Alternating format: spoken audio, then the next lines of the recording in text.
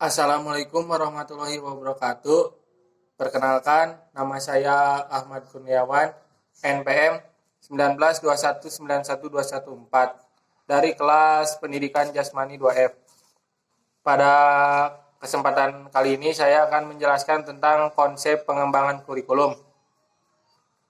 Yang pertama ada prinsip-prinsip pengembangan kurikulum, yang kedua ada pengembangan kurikulum, yang ketiga ada faktor-faktor yang mempengaruhi pengembangan kurikulum, yang keempat ada artikulasi dan hambatan pengembangan kurikulum, dan yang terakhir ada model-model pengembangan kurikulum. Langsung saja masuk ke materi yang pertama, yaitu prinsip-prinsip pengembangan kurikulum. Sebagaimana dikutip oleh Safarudin dan Amiruddin, menyebutkan 8 prinsip dalam pengembangan kurikulum.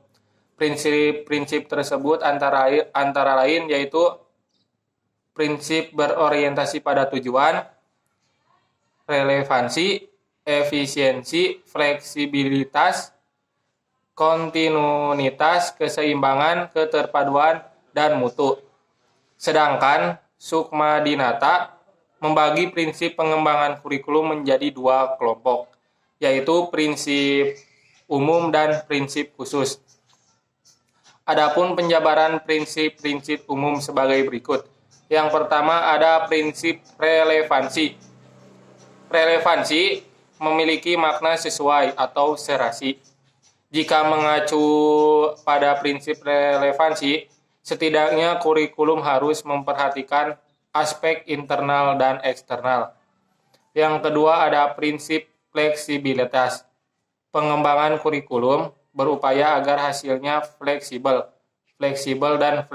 dalam implementasinya, memungkinkan penyesuaian berdasarkan situasi dan kondisi tempat dan waktu yang selalu berkembang. Yang ketiga ada prinsip kontinuitas, yakni adanya kesinambungan dengan kurikulum, baik secara virtual maupun horizontal. Terus yang keempat ada prinsip efisiensi.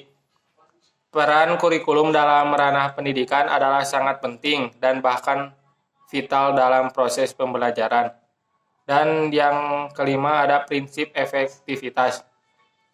Yang dimaksud efektivitas di sini adalah sejauh mana rencana program pembelajaran dicapai. Adapun prinsip khususnya yakni yang pertama prinsip penentuan tujuan pendidikan, yang kedua prinsip pemilihan isi pendidikan atau kurikulum, yang ketiga prinsip pemilihan proses belajar mengajar, yang keempat prinsip pemilihan alat dan media pengajaran, dan yang terakhir prinsip berkenaan dengan penilaian. Masuk ke materi yang kedua tentang pengembangan kurikulum. Pengembangan kurikulum adalah perubahan dan peralihan total dari satu kurikulum ke kurikulum lain. Hamalik menyebutkan bahwa pengembangan kurikulum adalah proses perencanaan kurikulum agar menghasilkan rencana kurikulum yang luas. Terus, materi yang ketiga, faktor-faktor yang mempengaruhi pengembangan kurikulum. Terdapat 3 faktor yang mempengaruhinya. Yang pertama ada perguruan tinggi, yang kedua ada masyarakat, terus yang terakhir ada sistem nilai. Yang keempat, artikulasi dan hambatan pengembangan kurikulum. Artikulasi dalam pendidikan di sini berarti kesatupaduan dan koordinasi segala pengalaman belajar. Adapun hambatan-hambatan pengembangan kurikulum. Yang pertama berasal dari guru.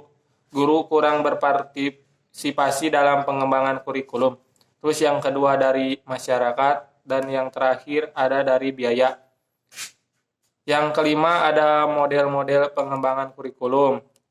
Terbagi ke dalam 8 model.